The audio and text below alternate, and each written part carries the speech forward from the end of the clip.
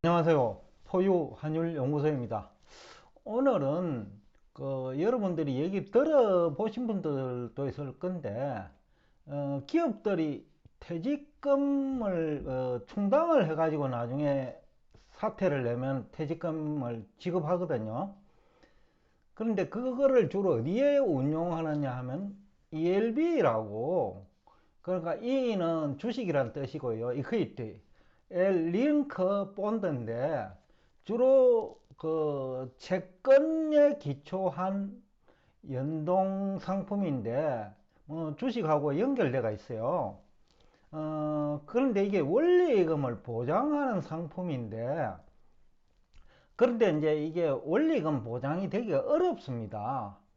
말은 이제 원리금 보장이라고 하는데 원래처럼 금리가 이제 큰 폭으로 상승하면 기초가 되는 채권에 문제가 생기거든요.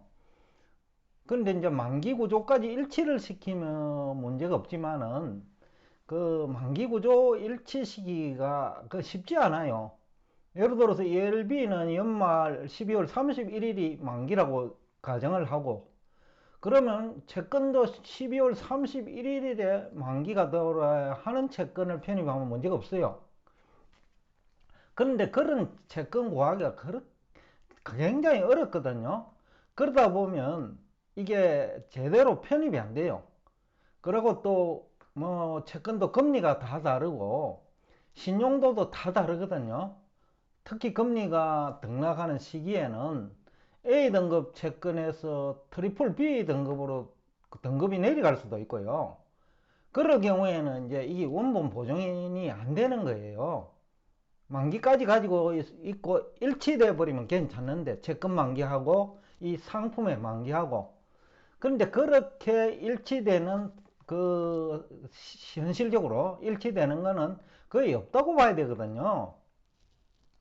그래서 이제 이게 왜 이제 제가 이제 뭐 갑자기 이 얘기를 가지고 나왔냐 하면, 뭐 여러분도 아시다시피 강원랜드의 강원도죠, 레고랜드 사건, 그 다음에 흥국생명의 신종자본증권 뭐 사건, 이게 이제 금리를 인상시켰단 말입니다. 자금시장 경색을 초래하고, 물론은 이제 그 기저에는 금리라 하는 게 있는 건데, 뭐 지금에 와서 이 얘기를 해봐야 뭐 사후 약반문밖에 안 되는데, 그럼에도 불구하고 향후 이제 그 자산시장에 참여해야 되는 입장에서는 도움이 될 것 같다라는 생각에서 제가 좀 이 주제를 가지고 나왔는데, 참고로 이 얘기를 본격적으로 하기 전에 뭐 여러분들한테 좀뭐 양해를 하면 양해고, 아니면 포유 환율 연구소 접근 전략하고도 관계되어 있는데, 포유 환율 연구소는 초반에 강조를 하지. 그러니까 지난해 주가가 좋을 때 그 한국 주식에 투자하지 말라. 그리고 그때 인기가 있던 네이버나 카카오도 하지 말라. 그런 식으로 초반에 얘기를 해요. 그럴 때 강조를 해요. 그러다 보면 대응이 되잖아요. 근데 지금에 와가지고 뭐 나쁘다 하면 대응은커녕 자꾸 분위기만 험악하게 만드는 경향이 있잖아요. 그래서 포유한율연구소가 한국 주식은 지난해 9월부터 경고를 여러 차례 했고, 그 다음에 미국 주식도 원래 연초에 강조를 많이 했잖아요. 미국 주식은 많이 빠질 거다. 그러니까 뭐 테슬라든 엔비디아든 일단 정리하고 보자 라는 얘기를 했단 말이죠. 그러니까 초반에 이것을 강조를 해줘야 여러분이 대응이 돼요. 그런데 대부분의 전문가들은 지난해 연말이나 올해 초에는 지금도 늦지 않았다라는 얘기를 하면서 뭐 어떻게 하면 뒷북친다고 해야 되나요? 뭐 주로 차트 보는 사람이 그렇죠. 그래서 포유환율연구소가 차트를 보지 않는 이유인데, 차트를 만드는 사람이 훌륭한 사람이지 차트를 보는 사람은 유능한 사람은 일단 아니에요. 차트 보는 것조차도 잘 안 되잖아요. 그러니까 연초에 그 지금이라도 늦지 않았다라는 사람이 차트 보는 사람들이거든요. 그러니까 차트 볼 줄도 모른다는 거죠.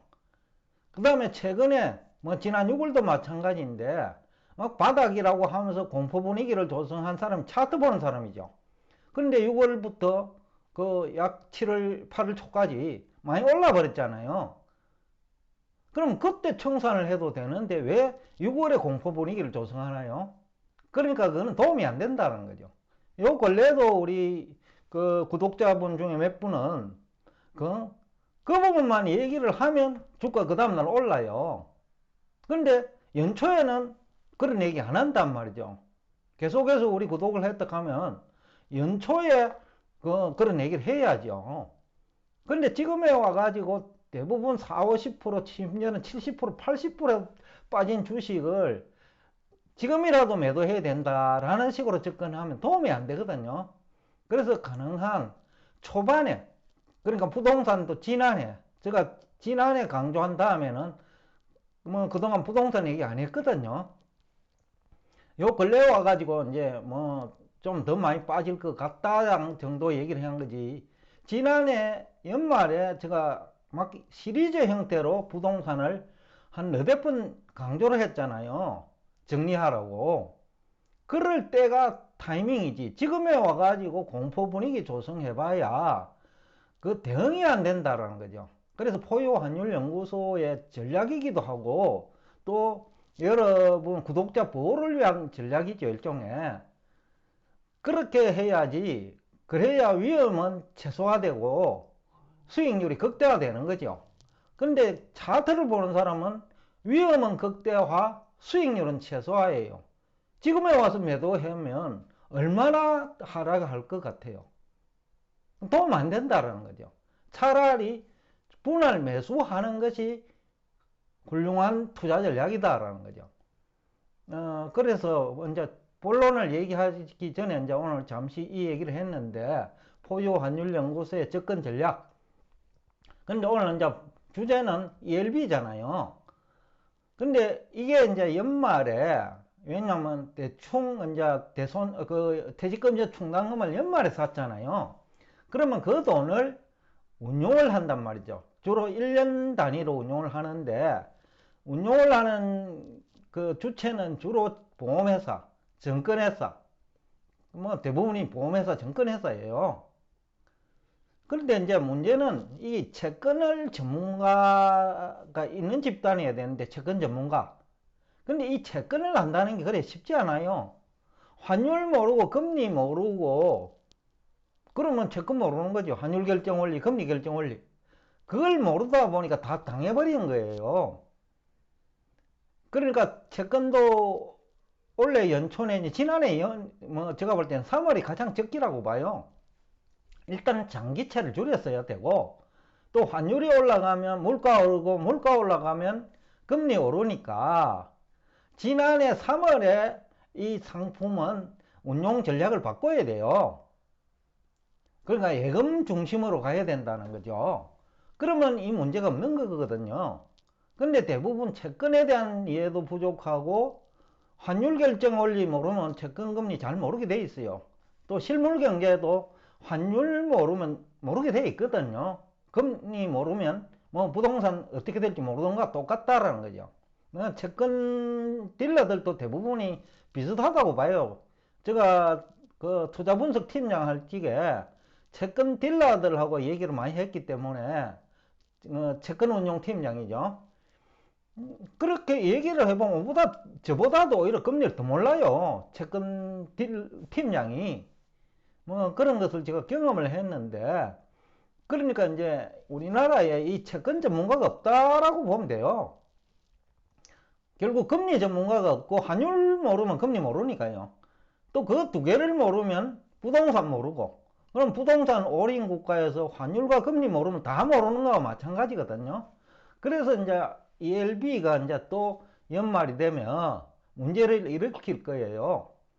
ELB 중에서는 그래 채권 중에 기초가 되는 채권 자산 중에 그 국채를 넣으면 큰 문제가 없는데 회사채를 넣은 경우에는 어떤 문제가 생길까요? 신용 등급이 내려가는 문제가 있어요. 그러니 지난해 편입할 때는 A등급인데 지금 만기가 돼 가지고 그 처리를 하려고 보니 더블 B 내지는 그 트리플 B가 돼가 있는 거예요. 그러면 이게 큰 문제가 생기죠. 왜냐하면 뭐 원리금 보장이 안 된다라는 거죠. 보장을 해주려고 하면 회사가 부담을 해야 되거든요. 증권회사나 보험회사가. 그러면 회사가 부도익에 몰리는 거죠. 그래서 ELB 때문에 뭐 몇몇 증권회사가 부도날 수 있다라는 얘기도 지금 막 돌고 있거든요. 근데 뭐 아마 증권사에 이용하는 그 여러분들 주식이나 뭐 채권 이런 거는 문제 없어요. 예금자 보호가 안 돼도 그 걱정할 필요는 없어요. 왜냐하면 여러분들이 그 증권예탁원에 가지고 여러분의 재산이 보관대가 있기 때문에 뭐 큰 문제 되는 거 없고 그거는 증권회사 자산이 아니고 여러분 자산이거든요.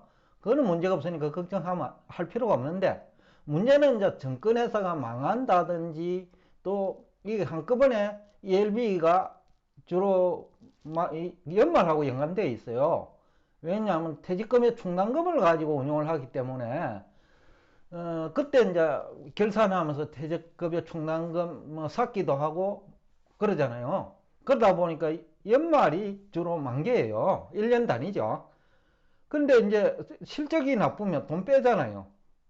운용 실적이 나쁘면 증권회사든 보험회사든 그러면 이제 그 해당 증권회사가 원리금 보장을 하기 어렵는데 보장 안 해주면 사기꾼이 돼버리잖아요. 그죠? 원리금 보장이 된다고 하면서 그러다 보면 회사 자산으로 막아주든지 아니면 회사가 빚을 내야 되는데 빚을 내려고 하면 결국 채권 발행이나 대출 받아야 되는데 금리가 장난이 아니죠. 왜냐하면 위기에 몰린 증권회사 금리는 뭐 얼마가 될지 모르잖아요. 최근에 뭐 건설사 중에 금리가 50% 넘은 건설사도 있는 걸로 알고 있어요. 그러니까 기준금리 중심으로 얘기하면 아무 문제가 없는데 실제 시장금리는 그 해당 건설사는 50%를 준다는 거예요.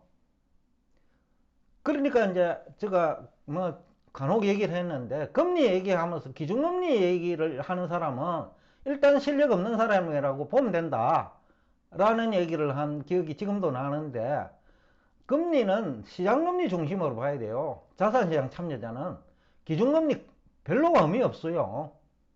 지금 문제가 되는 것이 다 시장금리 때문이잖아요. 시장금리가 보험회사까지 뭐 흥국생명이 7%를 줘야 되고 그것도 자본증권이 그렇다는 거예요.